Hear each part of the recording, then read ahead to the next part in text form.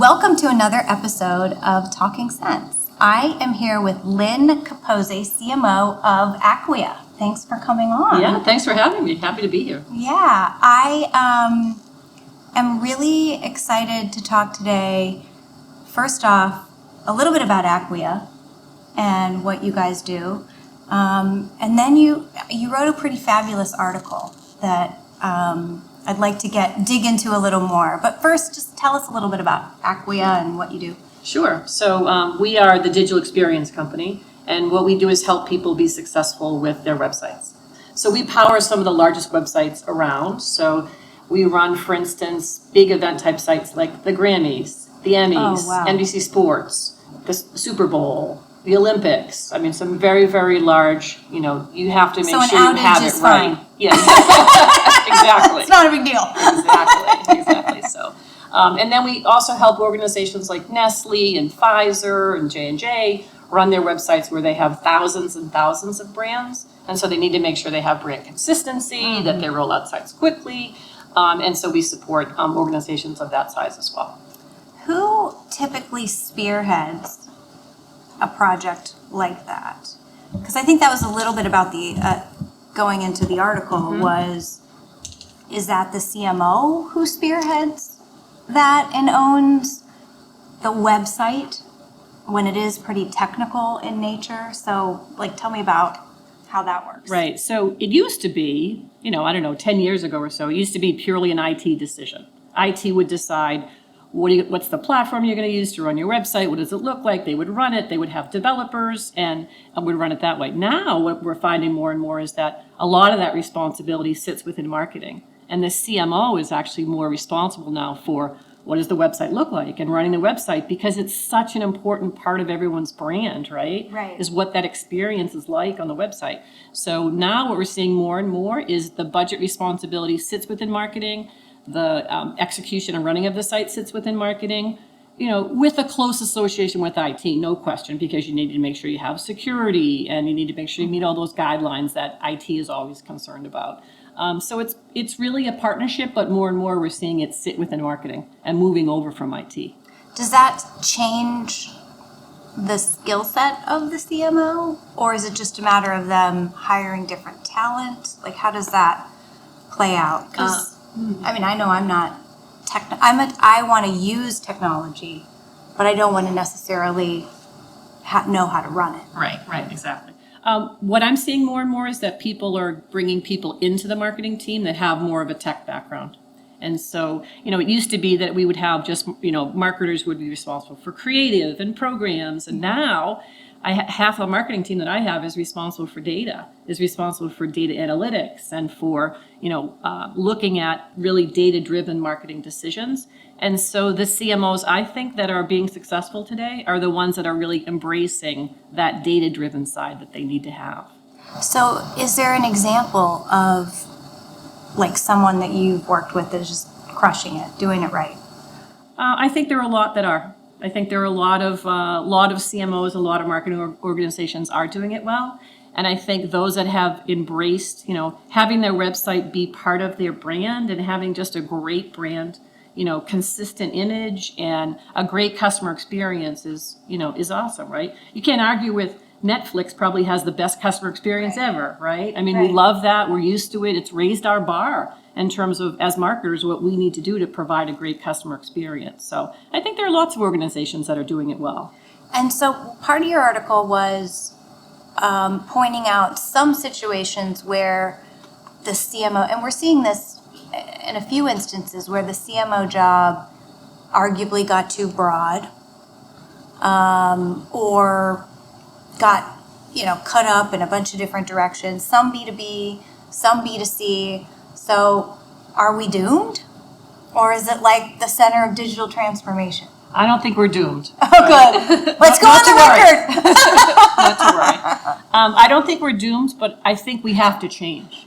We have to adapt to the change. And the change is all around being data-driven, right? And all around embracing the technology and making that part of what you're doing for your marketing plan and marketing planning. So, we see in my article I talked about, I happen to have just read where McDonald's did away with the CMO role, right? Now there's a a VP of marketing technology and there's a VP of marketing that does programs, but that CMO role, they didn't feel the need for it anymore. So I still think there's a big role for the CMO role, but definitely times are changing. Yeah, it's been an interesting journey for me. Jumping in at 6 Sense, which was a lot different scale from the company I was at before. And so I've been way more hands-on than ever before. Yeah. But it's not a bad thing, actually. Like, it just makes it, we can all learn new skills, and I have to be a lot more into our own technology, of course. And I'm sure you feel the same way. I do. Because you sell to marketers. Yes, exactly. So what are some of your top initiatives right now at Acquia? From a CMO perspective, you mean? Yeah. I think right now we are all about, how do we make the best customer experience, right? And I think there's a couple of ways to do that, which I'm focused on right now. One that's big for me right now is around personalization. So personalization for us is important, right? So I think every marketer wants to know, how do I get a personalized message to my customer base? So how do I get that personalized message to my prospects? That's something that we're working on right now. We've been doing it for quite some time. And so it's really an area of focus for us. How have you seen, because I just was having this argument with someone, specifically around B2B. And they said, we don't think B2B marketers, they talk about personalization, but they really don't do it. And B2C, you have to do it, it's table stakes, but you B2B guys are kind of full of blah. And it must not be valuable enough. And I was like citing all these studies about like how valuable it is. But I mean, what have you seen from your own experimentation and moving that direction? I've seen that it definitely pays off. So there's no doubt, even in B2B, it is, the personalization pays off. It pays off on conversion. It pays off on leads. It pays off on sales results. You get a faster sales cycle. It definitely has, the payoff around it. No one thinks they're doing it that well. It's one thing that I talk to a lot of marketers and people will say, I'll ask them, where are you in your personalization journey? And they're like, well, we're just beginning, or we're just starting, or, we're not really sure how to crank it up. Or some people will say, I don't even know where to start. Right. So I don't think anyone thinks they're really doing it all that well yet. But it's definitely something that we're seeing is already paying off. And so we spend a lot of time with people, encouraging them to try. Right. Well, and it's kind of the website and the customer experience too. Like, I will never go to our website and be like, our website is amazing. Right. Like, I'm always going to find like that one page, or I'm like, what is this? Where did this come from? I mean, I just think it's part of like being who we are. Absolutely. We're always going to see that one thing that's like not on brand. Yeah, or exactly. Whatever. It's always Sunday night at 9:30. Yes, yeah, exactly. Our web team's like, oh my God, please just watch TV. Awesome. Well, let's get back to data-driven and, running a data-driven marketing organization. And we were chatting earlier about preparing for a board meeting. What's on like Lynne's dashboard? My dashboard's pretty extensive. I have lots of great graphs and images, and I've spent so much time kind of updating the metrics that I want and the reports that I see on a weekly basis. And it's a lot around, basically I have a lot of metrics that tie all the way through the funnel. Think of it that way. So I have metrics that show me what's coming in at the top of the funnel, and how am I doing around conversions, and how am I doing getting those through the funnel, and what am I doing to have, how am I doing at the end of the cycle, if you will. So really it's all of my metrics that track and follow all the way through the funnel. And so you're just always kind of tweaking the dials, based on how each stage is performing. Yeah, that's the goal. That's the goal, right? So that we can, as I always say, turn up those dials on things that are working and turn down the dials on things that are not working. So I look at program performance. I look at conversions that come in through our site. Our website is our largest lead source. Okay. Not a surprise because we're the website company, but that does work, so that's good. So I track a lot about kind of what the lead flow looks like, what that flow looks like as we do the handoff to sales, and then tracking on the sales side as well. Because it's not just a matter of we create these leads in marketing and then throw them over the wall. we know that we need to continuously work with sales. I need to make sure that we're providing the right content at the bottom of the funnel as well to keep those sales process moving along for the ones that are, qualified and accepted by sales, to get to the close. How do you think about, or maybe do you think about allocating your budget based on those different areas? Or is it more just what's red? No, I do a budget allocation by those areas. So I try to do, for instance, I may allocate a certain amount for content, and then I have a percentage that I'll do for how much of my content is at which phase of the funnel. So to make sure that we always have the right level of content and amount of content, all through the funnel. Cool. So one of the things that's been amazing to watch with Acquia is you guys are on this acquisition tear, and which is so exciting, but also as a CMO, pretty challenging. M&A there's a million reasons why it's challenging, but tell me about how you think about incorporating those brands. Are you keeping Acquia brand? How do you kind of think about the new operating model? Yeah, we are in an acquisition strategy right now. And so we, just in the past 6 months, we acquired 2 companies. And so everything's going to fall in under the Acquia brand. And so what I do is I keep the product names we'll keep those product names for a while, but they'll be a part of Acquia. So we acquired a company called Mautic, which is an open source marketing automation platform. And so now that brand is, for now, it's Mautic, now an Acquia company. And so we just did that with another company that we just acquired called Cohesion. So I keep the product names, but they're going to fit in under the Acquia brand. And then eventually, I'm going to sunset those names eventually. Sure. So, but it's a process, right? It's sure. Process first coming in, as well as those websites. And so now I have a team. I have an acquisition team. In marketing, it's a small team, and they are helping to lead it for the whole company. And so they are focused right now on just the acquisitions and how do we bring in those brands and what does it mean for that brand and what's it mean for the future. Oh, that is so smart. Mm-hmm. Because just the buildup around the announcement and the change there's a lot of internal marketing I've found around M&A, and done properly, it's great. Done not properly, you're not going to basically realize a lot of the vision of the acquisition. Right, so. Exactly. Yeah. Yes, and it starts first internally because we need to make sure that people know what we're doing internally and they're excited about the brand, because I want them to feel good about it, right? I want them to participate. I want them to have energy and passion around it. And that starts first with internals. So the good news is now I have a template I can follow.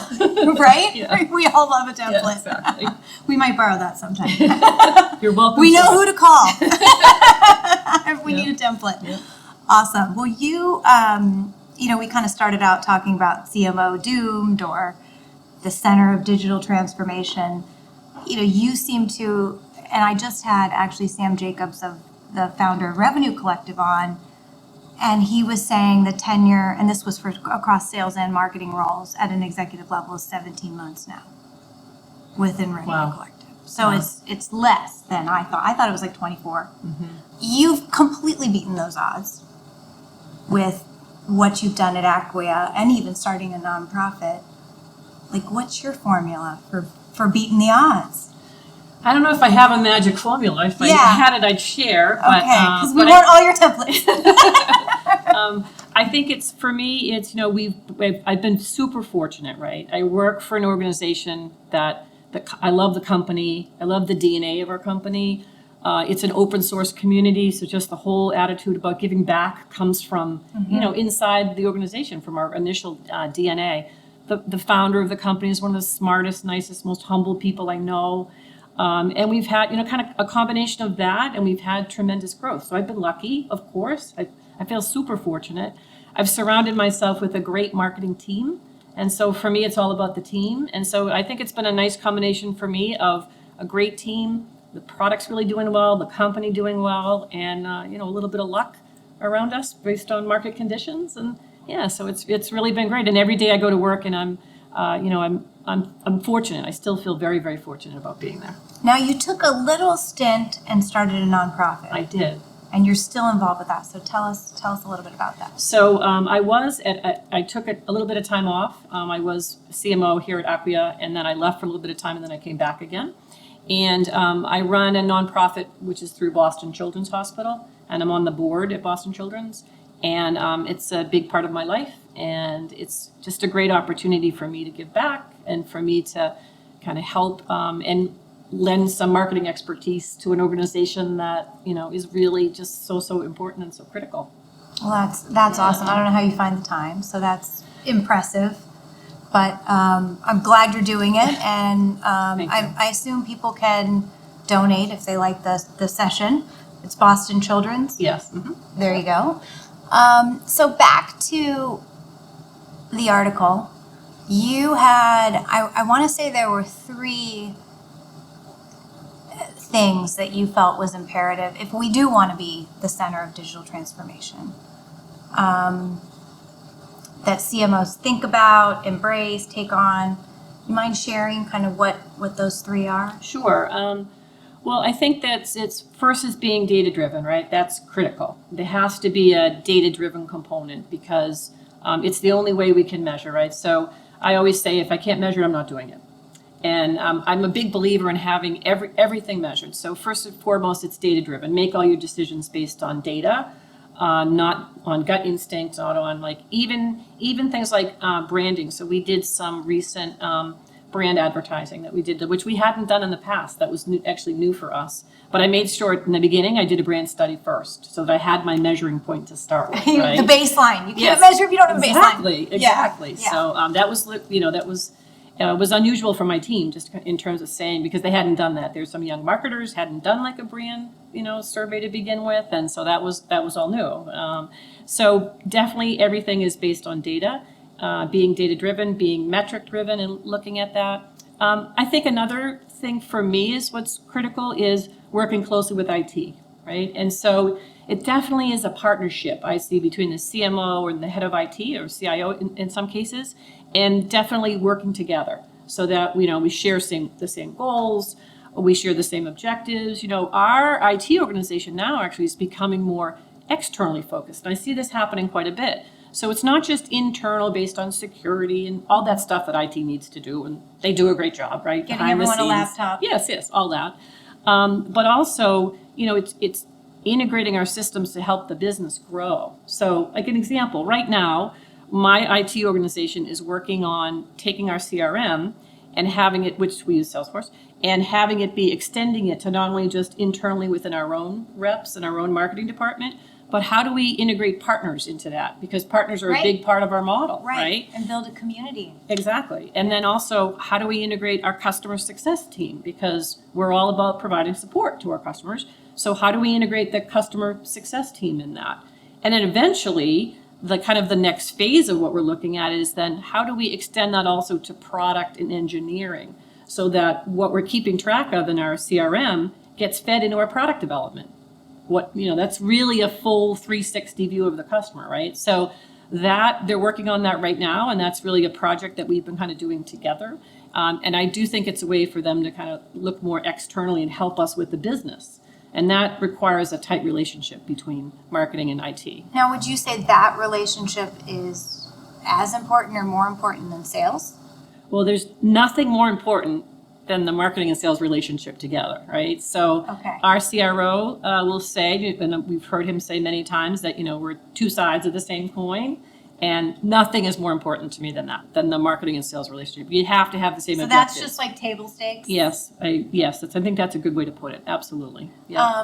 One of the things, and maybe it's just depending on the sophistication of your IT organization, because I feel like, I guess we're kind of running a shadow IT shop, the head of sales and I, in ops. Mm-hmm. Right. You know what I mean? Because yes. What we've done is we've sort of, again, created our own operations organization that has like CRM, market, like it has all of our tech stack. Right. I don't know if eventually that graduates to IT or not, or if it's the right way to do it. But I think that does end up happening because you have to have those skills, and if you're not getting them somewhere else, you go and build them. Yeah, absolutely. I have a marketing operations team as well, and they're within marketing. And now I have I have a couple of people that just do analytics, so they're analysts. I have a business intelligence person that's in that team as well. So and they're in the whole marketing operations team. It's a small team, but they do a lot. They're tremendous, and it's a different skill set than what I would have hired for even 5 years ago, right? It's the ones that are really the data analytical people, and the ones that are kind of behind the scenes. I have my own development team now. So now within the marketing team, I have software developers that are helping me with my site, and so all of them now sit within marketing. So that's why I think the whole CMO role is so different, because you're managing all kinds of, folks that are not true or what were originally marketers, and it's different. Yeah. I try to think about it less as, this function, or you can do this, and more of, it's sort of like a consultant for life. Mm-hmm. Where it's like, I'm just looking for problems and trying to apply data, resources, technology, change, right. Yep. to help us continue to evolve. So I think it's a fun place to be. And I know you do too. I do too, yes I do.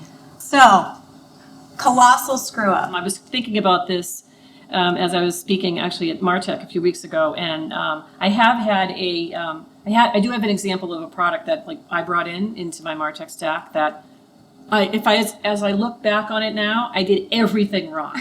So first was I bought it at the end of the year because I had extra budget money and I didn't want to lose. So now we know. I had someone on my team that was anxious for the shiny object, and finance earmuffs. Exactly. So I bought too quickly.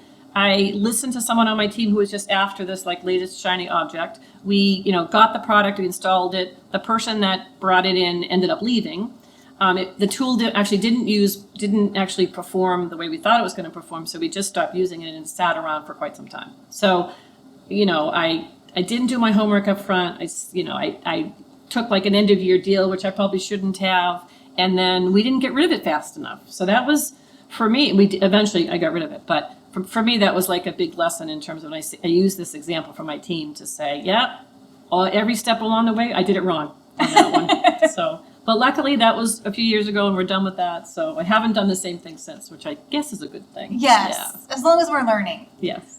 Okay, so favorite or least favorite marketing buzzword? Persona.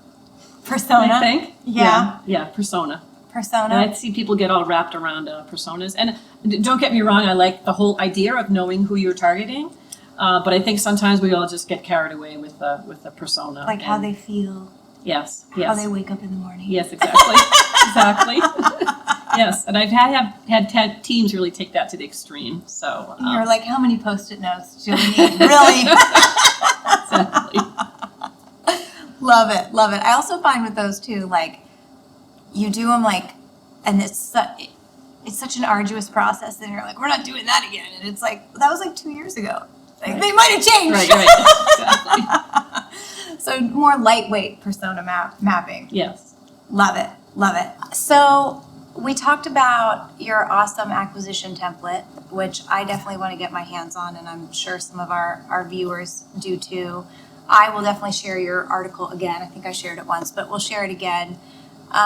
If people want to get in touch with you, are you open to folks reaching out to network? Yeah, absolutely. Catch me on LinkedIn or Twitter or acquia.com. Absolutely. All right. Well, thanks for coming on. Sure. Appreciate it. Thank you so much. I enjoyed our chat.